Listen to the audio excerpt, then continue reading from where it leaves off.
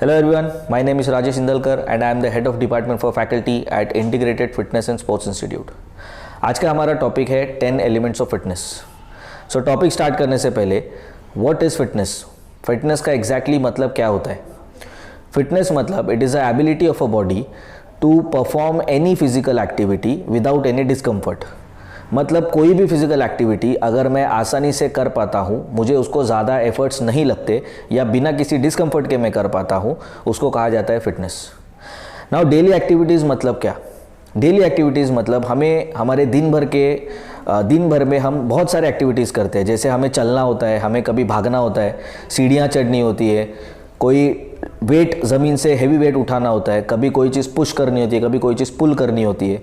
इनको कहा जाता है daily activities.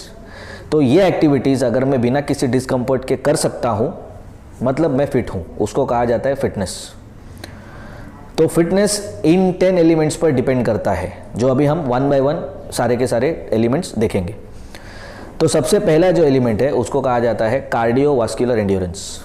Okay, now cardio मतलब होता है हार्ट, वास्कुलर मतलब ब्लड वेसल्स एंड एंड्योरेंस मतलब एबिलिटी टू टॉलरेट, यानी कि सहन करने की क्षमता. इसको कहा जाता है कार्डियोवास्कुलर एंड्योरेंस.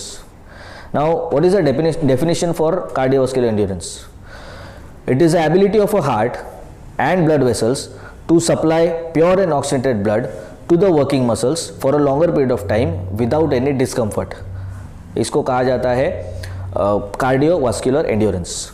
हमारे हार्ट की हमारे वर्किंग मसल्स को लंबे समय तक बिना थके प्योर एंड ऑक्सीजनेटेड ब्लड पहुंचाने की क्षमता, इसे कहा जाता है कार्डियोवास्कुलर एंड्योरेंस.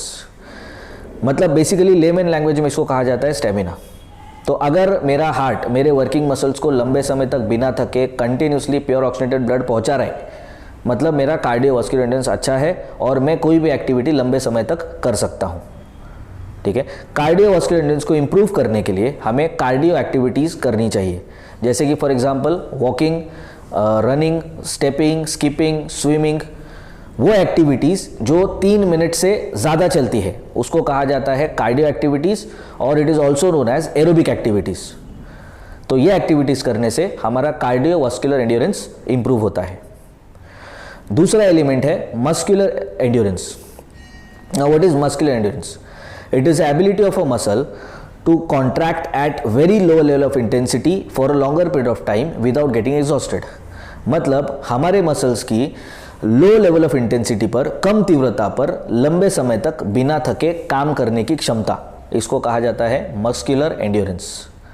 ओके, मतलब मैं कोई भी ऐसी एक्टिविटी कर रहा हूँ जहाँ पर एफर्ट्स बहुत कम लग रहे हैं, मुझे मसल्स के कॉन्ट्रैक्शन को बहुत कम एफर्ट्स लग रहे हैं, और वो एक्टिविटी लंबे समय तक चल रही है, और वो एक्टिविटी अगर लंबे समय तक चल सकती है उसको कहा जाता है मस्कुलर एंड्योरेंस.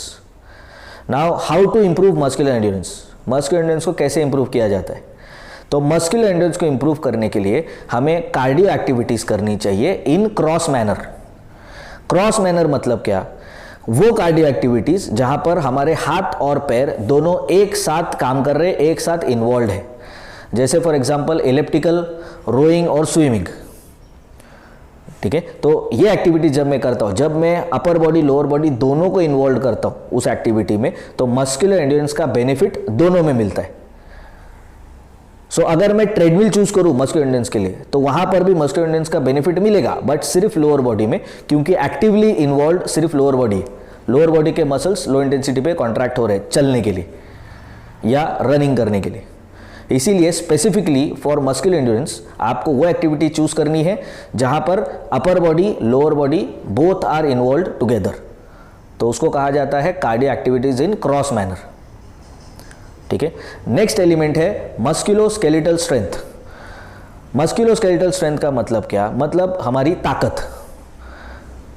मस्कुलोस्केलेटल स्ट्रेंथ मतलब हमारी स्ट्रेंथ, हमारी ताकत. So it is a combined strength of muscles, bones, ligaments and tendons against the given load. कोई भी वजन अगर मुझे उठाना है, पुश करना है या पुल करना है, तो ये करते समय हमारे बोन्स, मसल्स, लिगामेंट, टेंडन ये चारों एक साथ काम करते हैं, और उसको कहा जाता है musculoskeletal strength.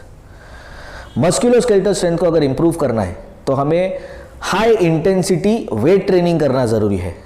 So to improve musculoskeletal strength, we should perform high intensity weight training.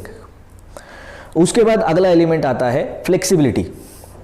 Flexibility का मतलब क्या? It is the ability of a joint to move in full and complete range of motion is known as flexibility.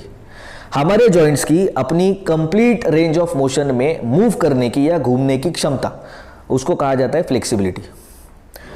Flexibility improve करने के लिए हमें regular basis पर passive stretches करने चाहिए. स्टैटिक पैसिव स्ट्रेचेस हमें हमेशा आफ्टर वर्कआउट करना जरूरी है, जिससे हमारी फ्लेक्सिबिलिटी इंप्रूव होती है.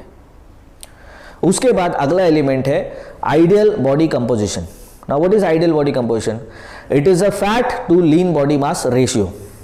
मतलब एक इंसान के शरीर में बॉडी फैट या फैट कितना होना चाहिए, फैट परसेंटेज कितना होना चाहिए और लीन बॉडी मास कितना होना चाहिए.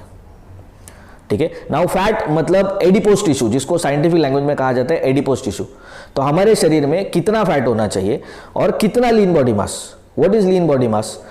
अगर बॉडी में से हमने फैट को निकाल दिया, उसके बाद जो बचा, जैसे फॉर एग्जांपल बोन्स, मसल्स, ठीक है, सारे के सारे ऑर्गन्स, जो भी हमारे बॉडी में फ्लूइड है, जैसे कि ब्लड, वाटर, ओके, स्किन, ये सारी चीजों का जो वेट है उसको कहा जाता है लीन बॉडी मास.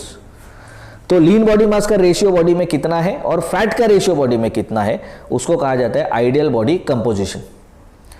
नाउ आइडियल बॉडी कंपोजिशन अगर हमने देखा मेल, तो मेल में ये जो फैट परसेंटेज होता है इट शुड बी 15% और less, and in females fat percentage should be 20% और less.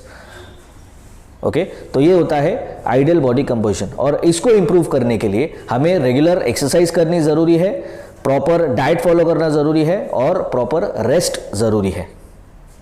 Next element is speed. It is the ability of a body to cover the given distance in minimum amount of time. मतलब कम से कम समय में दिए गए distance को पूरा करना, इसे कहा जाता है स्पीड. स्पीड को इंप्रूव करने के लिए हमें स्पीड ड्रिल्स करने चाहिए, यानी कि स्पीड से रिलेटेड एक्सरसाइजेस करनी चाहिए, जैसे कि फॉर एग्जांपल स्प्रिंटिंग, जिससे हमारी स्पीड इंप्रूव होगी. नेक्स्ट एलिमेंट है coordination. When the smooth movement happens in upper and lower limbs together is known as coordination. जब हमारे अपर और लोअर लिम्ब में एक साथ स्मूथली मूवमेंट होती है, उसको कहा जाता है कोऑर्डिनेशन. ओके, कोऑर्डिनेशन को इंप्रूव करने के लिए हमें अनसपोर्टेड एक्सरसाइजेस करना जरूरी है, और कोऑर्डिनेशन हमें हर एक एक्टिविटी में काम आता है. सो कोऑर्डिनेशन ऑटोमेटिकली इंप्रूव होता है जब आप फिजिकल एक्टिविटीज करते. उसके बाद अगला एलिमेंट है balance. It is ability of a body to maintain its centre of gravity within the base of support is known as balance. हमारे शरीर की अपने सेंटर ऑफ ग्रेविटी को बेस ऑफ सपोर्ट के अंदर मेंटेन करने की क्षमता, उसको कहा जाता है balance. Now what is centre of gravity? It is a point of any object on which that object can balance. किसी भी ऑब्जेक्ट का एक ऐसा पॉइंट जिसके ऊपर वो ऑब्जेक्ट बैलेंस कर सकता है, उसको, उस पॉइंट को कहा जाता है centre of gravity of that object, यानी कि उस ऑब्जेक्ट की सेंटर ऑफ ग्रेविटी. तो अगर ह्यूमंस की बात करें, तो अगर एक ह्यूमन को हमने एनाटॉमिकल पोजीशन में खड़ा रखा, ठीक है, तो उसकी बॉडी में भी एक सेंटर ऑफ ग्रेविटी होगी जिसके ऊपर वो जो ह्यूमन बॉडी है वो बैलेंस कर सकती है. तो ह्यूमन बॉडी का जो सेंटर ऑफ ग्रेविटी होता है it is anterior to sacrum, anterior second sacrum, यानी आपका जो सेक्रम है उसमें आगे की तरफ का सेकेंड सेक्रम, उसको ह्यूमन बॉडी के सेंटर ऑफ ग्रेविटी कहा जाता है. लेकिन सेंटर ऑफ ग्रेविटी चेंज हो सकती है, क्योंकि सेंटर ऑफ ग्रेविटी डिपेंड करती है ऑब्जेक्ट की हाइट और वेट पर. ठीक है, सो अगर मैंने ऑब्जेक्ट की हाइट बढ़ाई या ऑब्जेक्ट का वेट बढ़ाया तो सेंटर ऑफ ग्रेविटी चेंज होगा. So centre of gravity is never fixed. Okay, base of support. Base of support मतलब क्या? It is the area beneath any object. किसी भी ऑब्जेक्ट के नीचे का एरिया, उसको कहा जाता है बेस ऑफ सपोर्ट. जैसे कि जितनी जगह लेकर मैं खड़ा रहता हूं, मेरे पैरों के नीचे जितना भी एरिया होगा वो होगा मेरे बॉडी का बेस ऑफ सपोर्ट, उसको कहा जाएगा base of support. So balance का मतलब क्या? सेंटर ऑफ ग्रेविटी को बेस ऑफ सपोर्ट के अंदर मेंटेन करके रखना.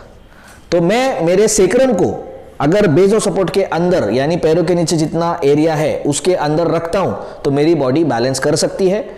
अगर मेरा centre of gravity base of support के बाहर चला गया, centre of gravity base of support के लाइन से बाहर गया, तो बॉडी इम्बैलेंस होगा और मैं गिर सकता हूं, तो उसको कहा जाता है बैलेंस। इसको मेंटेन करना, सेंटर ऑफ ग्रेविटी को बेस ऑफ सपोर्ट के अंदर मेंटेन करना, इसको कहा जाता है बैलेंस। अगला एलिमेंट है एजिलिटी।